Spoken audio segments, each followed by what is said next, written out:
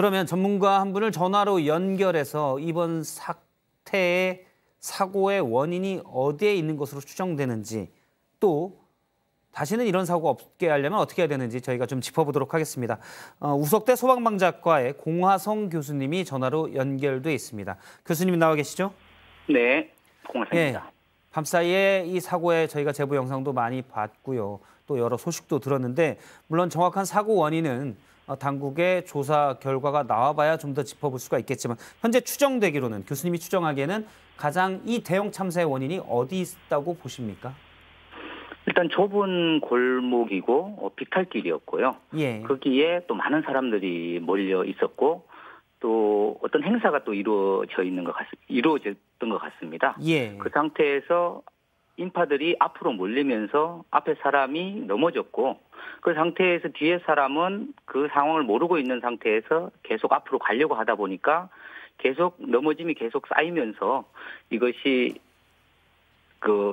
사람들이 그 몸에 강한 충격을 받으면서 심정지 상태에 이르지 않았나 이렇게 생각이 들고요.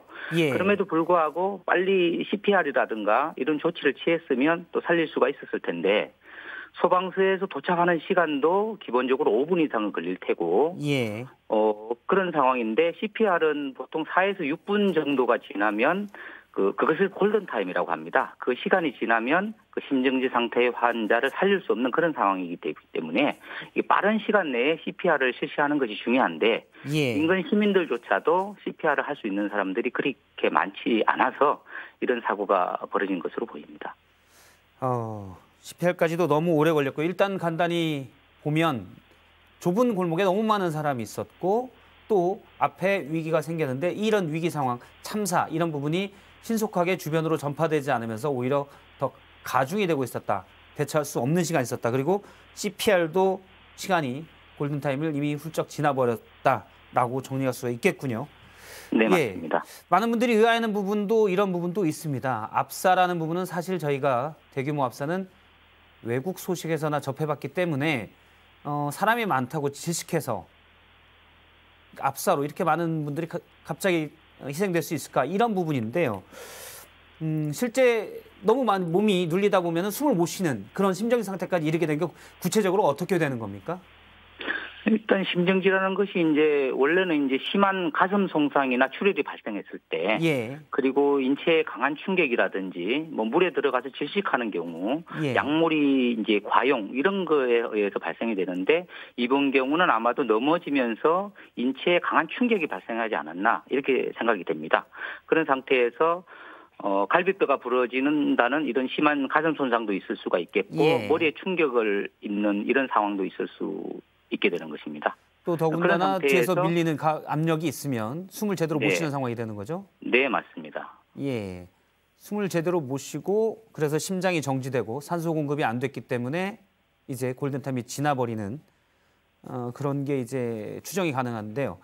일단 너무 안타까운 일이지만 많은 분들이 넘어졌을 당시 혹시 대처가 가능했을 수도 있었을까요?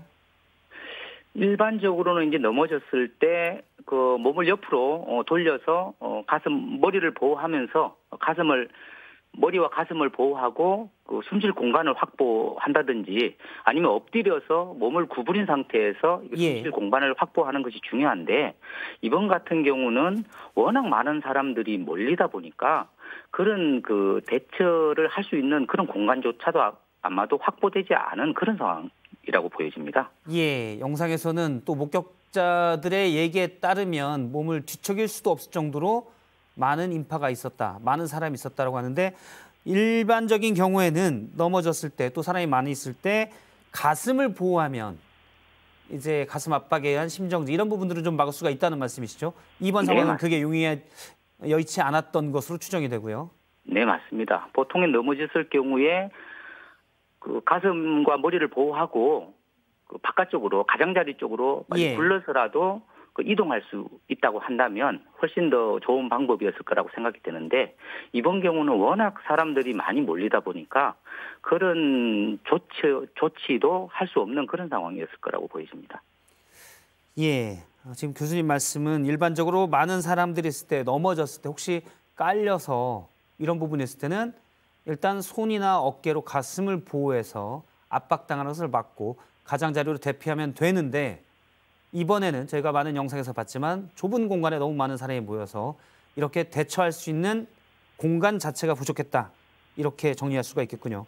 맞습니다. 그렇다 보니까 이런 밀집도가 많은 공간에서는 최대한 그곳을 미리 피해 있는 것이 안전하겠습니다. 예, 일단 개인 입장에서는 최대한 밀집도가 너무 많은 곳은 피해야 되고 사실 또 입장에서는 이런 밀집도가 되지 않도록 사실 사전에 통제나 조율 이런 부분들이 필요했겠죠.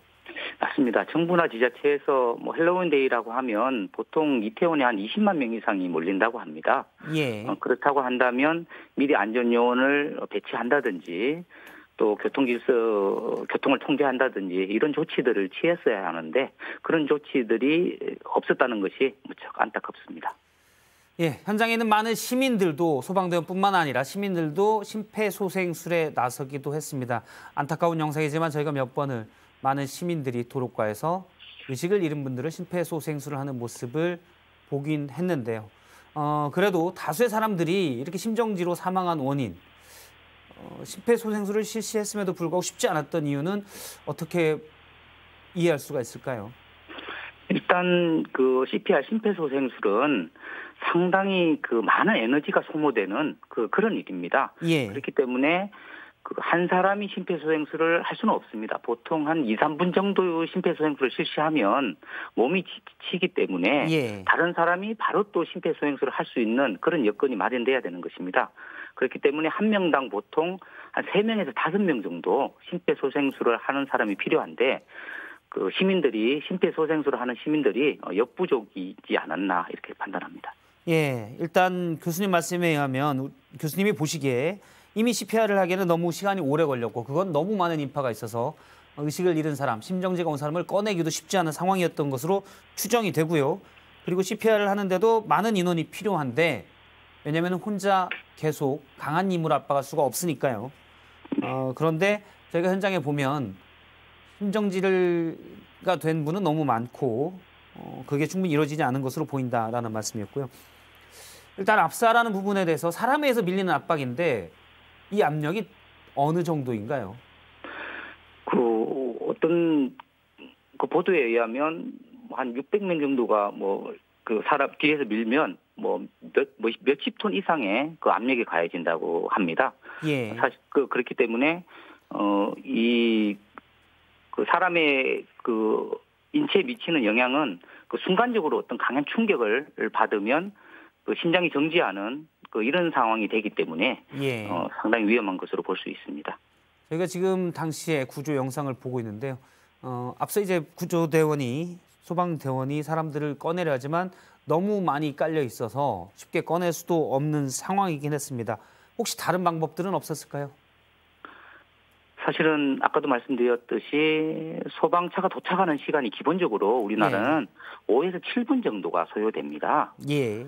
신고로부터 5에서 7분 정도이기 때문에 시민들이 CPR을 실시해서 사람을 살리지 않는 이상 소방서에도 도착해서 구조한 다음에 심폐소생술을 실시한다는 것은 최소한 10분 이상이 소요된다고 볼 수 있습니다. 그 10분 이상이 소요된다고 하면 벌써 내사 상태가 돼서 사람을 살릴 수 없는 그런 상황이 되는 것입니다.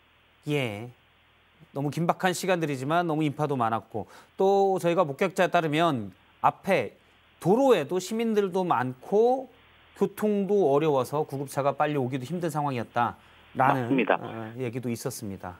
그 근처까지 소방차가 도착했더라도 실제 현장까지 들어가는 시간이 또 상당히 많이 걸렸을 것으로 생각을 합니다. 예, 구조 방법을 판단하는 데는 구조에서는 당시 여건도 그렇겠지만 일단 좀 아쉬운 부분이 많았다는 거군요. 예, 이거 하나 좀 여쭤보도록 하겠습니다. 너무 안타까운 사고지만 이미 참사는 발생을 했고요. 저희가 이제 워낙 많은 분들이 좁은 공간에서 이 도시라는 것 자체가 그렇기 때문에 사실은 많은 분들이 그런 얘기합니다. 출근길 지하철이랄지 아니면 행사장 항상 너무 인파가 많다. 깔릴 게 걱정된다. 이런 얘기도 하는데 이런 일들이 다시 일어나지 않게 하려면 미리 대비할 수 있는 방법 뭐가 있을까요? 네, 기본적으로는 뭐 많이 인파가 몰리는 곳에서는 뭐 지자체에서 안전요원이나 구조요원을 배치하는 것이 중요하고요. 예. 이 근본적인 대책은 사실은 뭐 임시 대책에만 그칠 것이 아니고 우리나라의 안전교육을 보면 그 선진국과는 판이하게 많이 다릅니다. 우리나라 같은 경우는 초등학교 3학년 때까지만 그 안전교육이 정규 국가과정으로 되어 있습니다. 예. 그 이후에는 안전교육을 받으라고는 되어 있지만 사실은 너무 이론적이고 영상만 보여주는 이런 겉핥기식 안전교육이 이루어지고 있습니다. 그러다 보니까 실제로 어떤 안전사고가 발생했을 때 제대로 대처를 못하는 이런 상황이 발생했는데요. 뭐 미국 같은 경우는 유치원부터 고등학교까지 이 안전교육이 필수 교과로 되어 있습니다. 그것도 예. 실습 위주로 되어 있고요.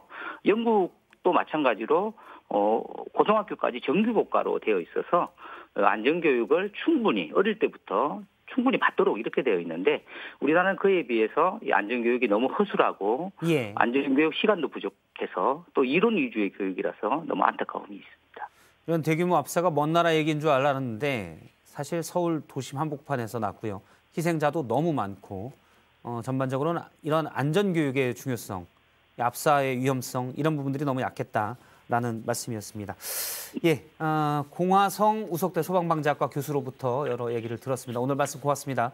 네.